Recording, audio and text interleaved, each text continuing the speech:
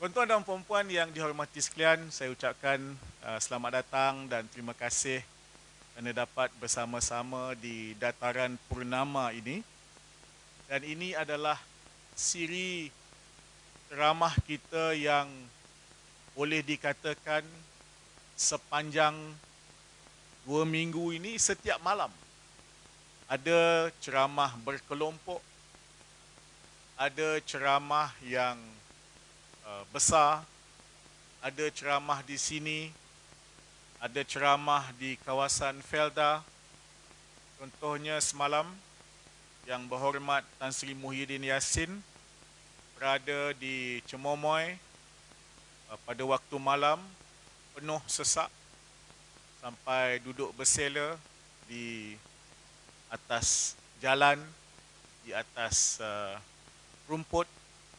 Sebelum itu beliau di Felda Kemahal malam, Kemasul, kemudian di Cemomoy. Alhamdulillah, sambutan cukup luar biasa. Dan apabila calon kita turun ke Padang, melakukan kunjungan di pasar malam,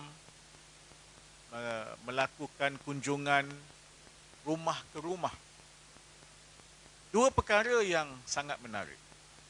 Dan ini pada saya sangat mustahak. Dan ini adalah petanda-petanda bahawa kita berkemungkinan, mempunyai kemungkinan yang sangat besar untuk menang dalam PRK Pelangai ini. Yang pertama ialah anak-anak muda, pengundi-pengundi muda yang di bawah umur 40 tahun atau 40 tahun ke bawah. Daripada 16,400 pengundi lebih kurang, separuh daripada pengundi ini berumur 40 tahun ke bawah. Maknanya 18 hingga 40 tahun. Dan saya cukup yakin sokongan dan dokongan anak-anak muda ini berterusan daripada PRU yang lepas sampai ke PRN di 6 buah negeri, sampai ke Pulai dan Simpang Jeram, dan insya-Allah akan sampai juga di Pelangai, tuan-tuan. Saya cukup yakin. Yang kedua, dan ini menarik, calon merasakannya kerana beliau berada di sini dalam PRU yang lepas. Sudah kelihatan sekumpulan daripada pengundi-pengundi Melayu khususnya, dan ada juga di kalangan pengundi India dan tak kurang pengundi Cina. Kita harus ingat 74% daripada pengundi di sini adalah orang Melayu, lebih kurang 20% adalah orang Cina, dan selebihnya kita ada orang India dan ada 2% lebih orang-orang asli. Yang dulunya, maksud saya baik Melayu, baik Cina, baik India, tetapi khususnya di kalangan pengundi-pengundi Melayu yang dulunya nampaknya segan, silau dengan Perikatan Nasional. Kali ini, tuan-tuan jangan carilah mereka dalam ceramah-ceramah, kerana kita memahami dari mana mereka ini datang dan kita kena faham latar belakang mereka, dan kita kena hormati perasaan dan emosi mereka. Tetapi bila calon turun, bila kita turun bertemu dengan mereka, dari riak muka mereka dan daripada percakapan mereka, mereka dah cemuh dah mengundi kepada calon-calon daripada UMNO dan daripada Barisan Nasional. Insya-Allah mereka juga, saya cukup yakin, mula bersedia untuk memberi sokongan kepada Perikatan Nasional.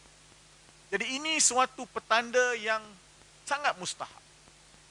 Ini dua perkara yang memang berbeza daripada PRU yang lepas. Yang pertama, anak muda terus menyokong kita, malahan bertambah. Dan yang kedua, pengundi-pengundi yang pada PRU yang lepas tidak bersama dengan kita sudah mula menunjukkan riak-riak mereka bersedia mendokong dan menyokong Cikgu Kasim selaku calon kita.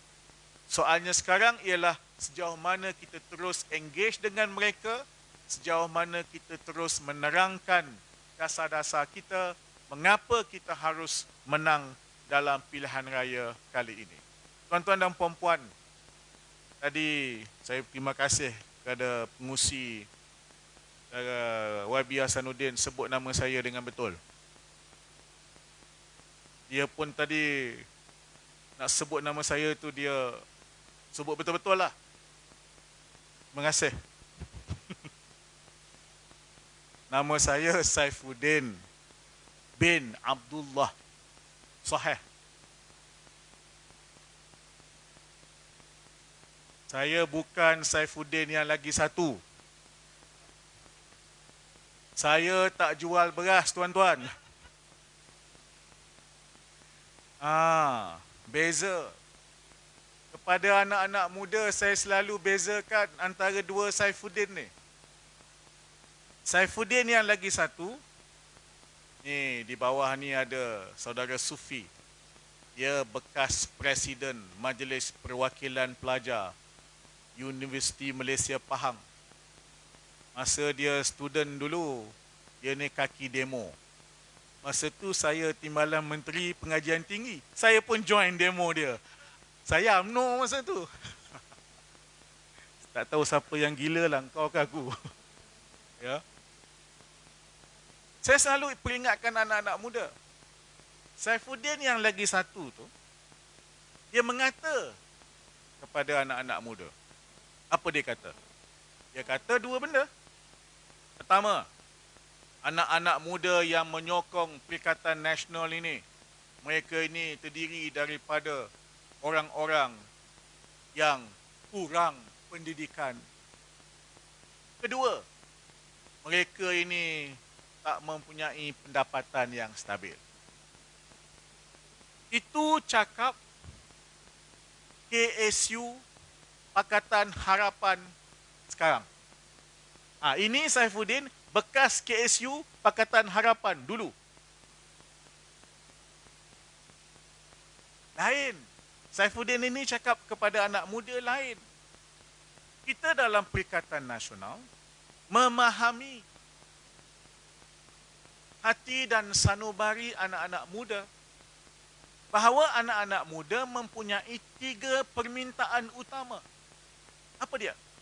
1, mereka mahu suara mereka diiktiraf. Sebab itu kita ada sebarisan ahli-ahli parlimen dan ahli-ahli Dewan Undangan Negeri yang merupakan orang-orang muda. Contoh, Ketua Pemuda PAS daripada Pasir Mas adalah ahli parlimen Pasir Mas.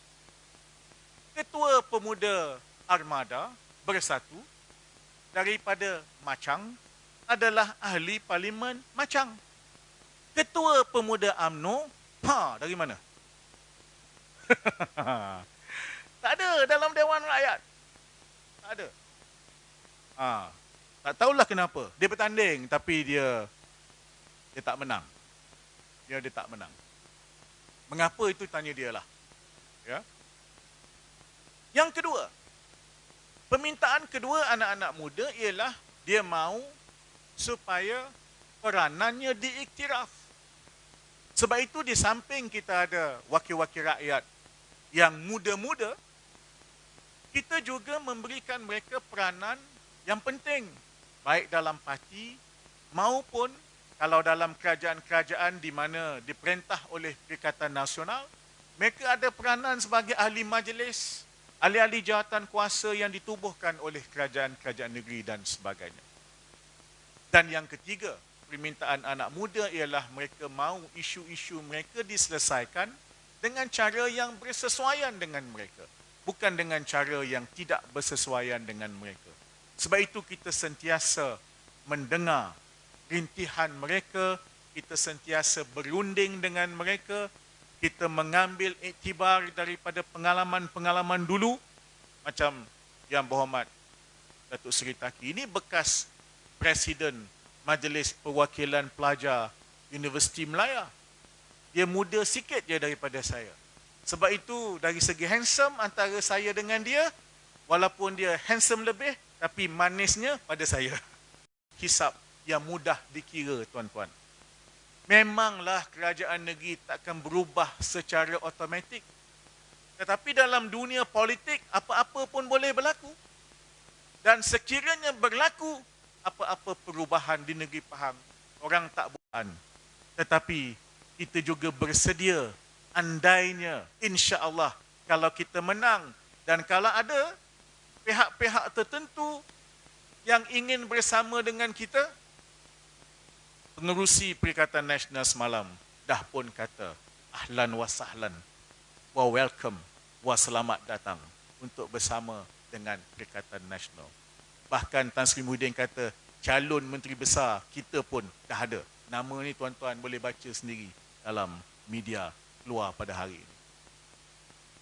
Yang kedua, dan ini poin saya yang terakhir, sebab saya ni mengalu-ngalukan saja kepada sahabat-sahabat yang bakal berceramah pada malam ini.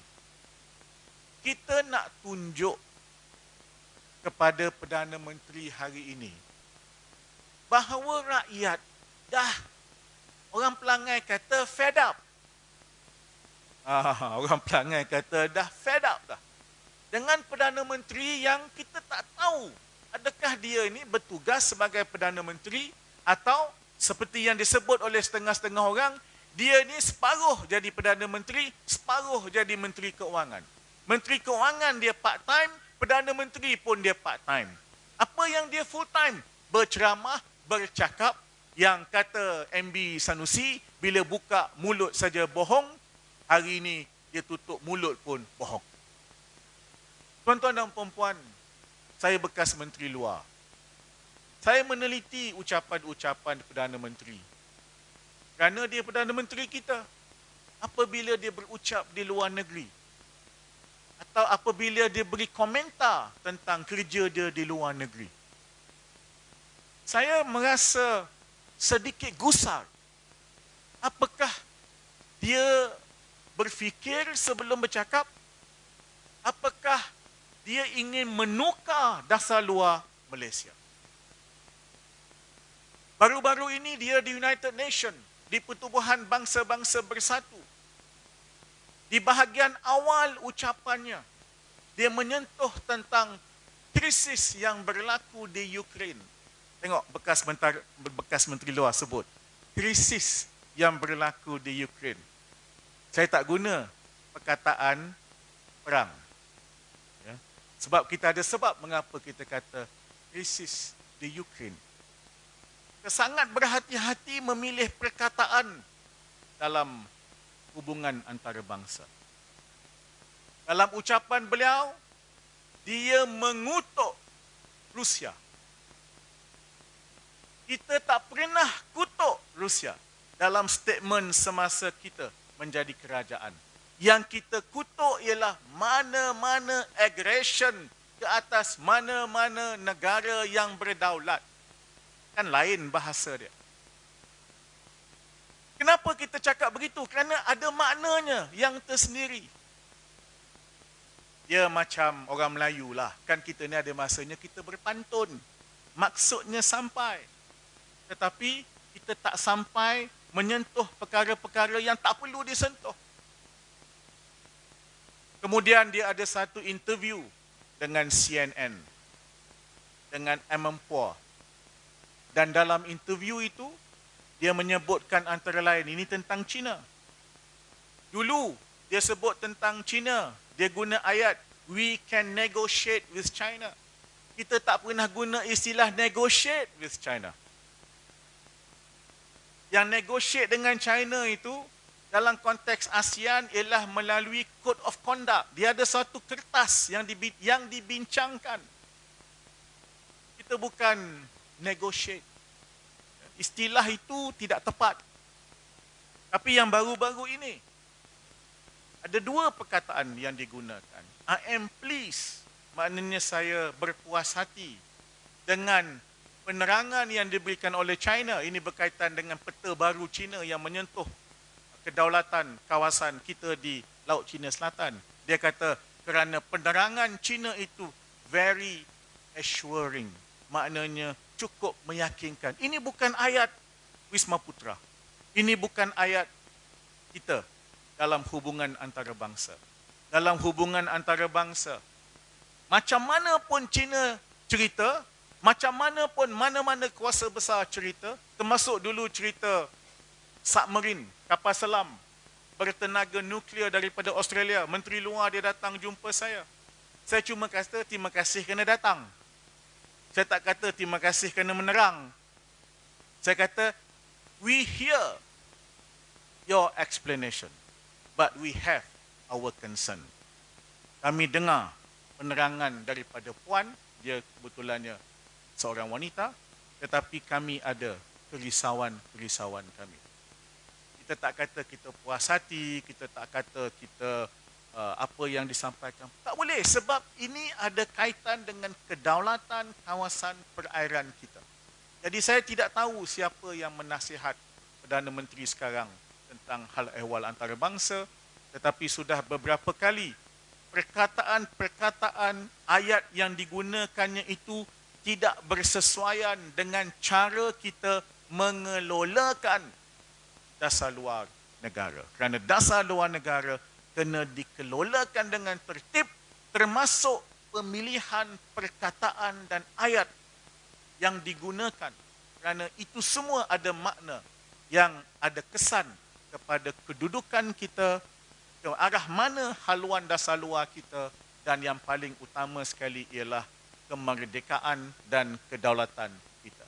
Jadi tuan-tuan dan puan-puan, saya cukup yakin majoriti rakyat sudah pening dengan Perdana Menteri kita yang pening ini. Jadi kalau PMX itu rasa-rasanya tak lama lagi kita tukarlah dia jadi XPM, mudah sikit kita buat kerja. Boleh tuan-tuan? Tapi suara itu kena datang dari seluruh negara termasuk di Pelangai. Lepas ni kita nak sambut di Kemamang. Ni, yang mana? Ustaz Aliyah ada di sini. Cuba bangun. Ni ahli yang berhormat kita dari Kemamang. Ini sama kes dengan Kuala Terengganu. Ni biar Datuk Taki lah cerita. Dia lawyer. Saya bukan lawyer. Jadi tuan-tuan dan puan-puan, saya sekali lagi mengalu-alukan kehadiran semua dan kita berdoa, kita diberikan kemenangan dan diiringi dengan barakah daripada Allah Subhanahu Wa Taala. Wabillahi taufiq wal hidayah. Wassalamualaikum warahmatullahi wabarakatuh. Perikatan takbir.